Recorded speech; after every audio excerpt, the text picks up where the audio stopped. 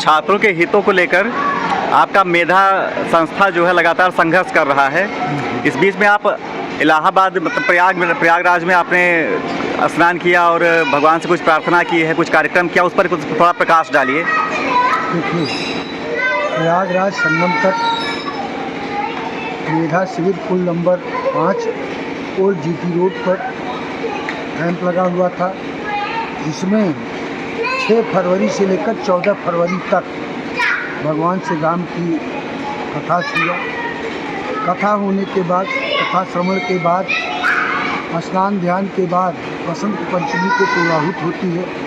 पूर्णाहुति के बाद हम लोगों ने संकल्प लिया कि भगवान श्री राम की आराधना करने वाली पार्टी संस्था में, इसलिए भगवान के शरण में जाकर के हमने यह संकल्प लिया है, हमारी संस्था ने संकल्प लिया है कि 10% जो सामान्य वर्ग के लिए आरक्षण दिया गया, जिसमें न तो आय सीमा में छूट है न आयु सीमा में छूट है। जैसा कि उदाहरण के रूप में मैं बताना चाहूँगा कि अन्य वर्ग की आय सीमा में 8 लाख वार्षिक है, लेकिन सामान्य वर्ग के लिए अगर आपका 1000 स्क्वायर फुट मकान है तो आपको का EWS आरक्षण कोटा नहीं मिल पाता है। इसके बाद अभी पुलिस की भर्ती निकली, OBC के लिए 30 साल हुआ, SC के लिए 33 साल हुआ, लेकिन जो EWS कोटे के आरक्षित वर्ग के लोग हैं उनकी आयु सीमा में कोई छूट नहीं हुआ। तो हमारी मांग है कि आयु सीमा और आय सीमा में दोनों में छूट हुई। सामान्य वर्ग की जो EWS की आय सीमा बनती है 1 साल के लिए और बाकी सबकी 3 साल के लिए, तो इसमें सुधार करके अगर आरक्षण कोटे सरकार ने सिर्फ जुमला नहीं किया है तो इसको उसी कोर्ट में रखा जाए। दूसरी छात्रवृत्ति का मामला, मेधा संस्थापक अध्यक्ष स्वर्गीय लक्ष्मीकांत शुक्ला जी ने हाई कोर्ट से लेकर सुप्रीम कोर्ट तक लड़क करके 2 लाख आय सीमा तक या यह कहिए कि अनुसूचित जाति की भांति उन्हीं सड़कों और दरों पर सामान्य वर्गों पिछड़े वर्ग के अभ्यर्थियों को दसमोत्तर कक्षाओं में फीस भरपाई और वजीफे का हक मिलना चाहिए, वो नहीं मिल रहा है।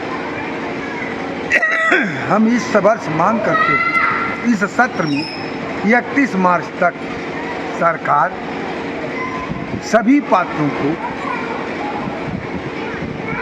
फीस भरपाई एवं वजीफे का हक देते हैं। और आज से लेकर के आज भोलेनाथ के दरबार में संगम तट से आकर के यहाँ नमन करते हुए हम संकल्प लेते हैं कि अगर सरकार ने 31 मार्च तक हमारी बातें नहीं मानी तो हम इसको 31 मार्च को मीटिंग करके शुक्ला जी की पुण्यतिथि के अवसर पर, स्वर्गीय लक्ष्मीकांत शुक्ला की पुण्यतिथि के अवसर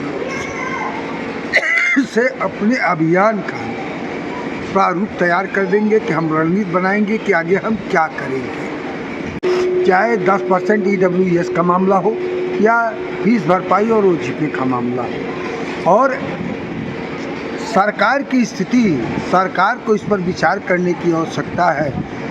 राम और राशन से सिर्फ जन कल्याण नहीं होगा, राम राशन और फ्री पढ़ाई उतने ज़रूरी है जितना राम और रोटी।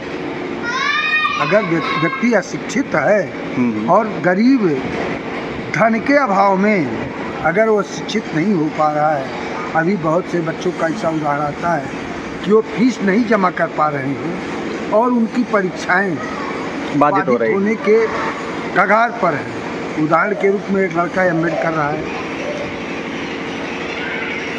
प्रभा ग्रुप से और वो 5000 फीस अभी नहीं जमा कर पाया है।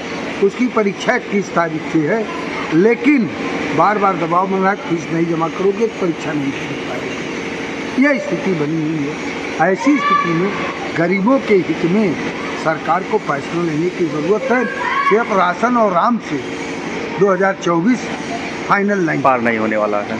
अच्छा, जैसे आप लगातार जनसंपर्क करते हुए गए हैं, सुनने में आया है, यहाँ से प्रयागराज तक, बस्ती से प्रयागराज तक, तो बीच में जन समर्थन कैसा दिखा आपको? क्या माहौल दिख रहा है?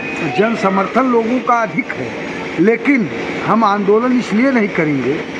आंदोलन करने से, आंदोलन है, किसान आंदोलन चल रहा है, ये सरकार आंदोलनों को किस प्रकार से कुचलती है ये देखने को मिलता है।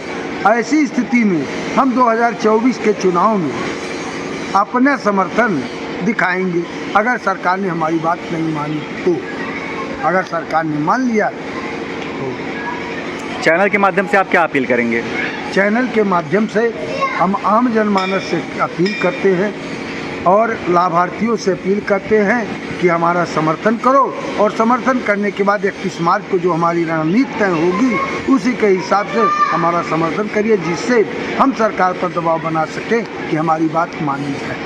यह मेरी व्यक्तिगत बात नहीं है, सामाजिक बात है। मेरा पार्टी का व्यक्तिगत कोई एजेंडा नहीं है, ये एजेंडा जनहित का एजेंडा है और वो एजेंडे का पालन होगा। फीस भरपाई और 10% EWS।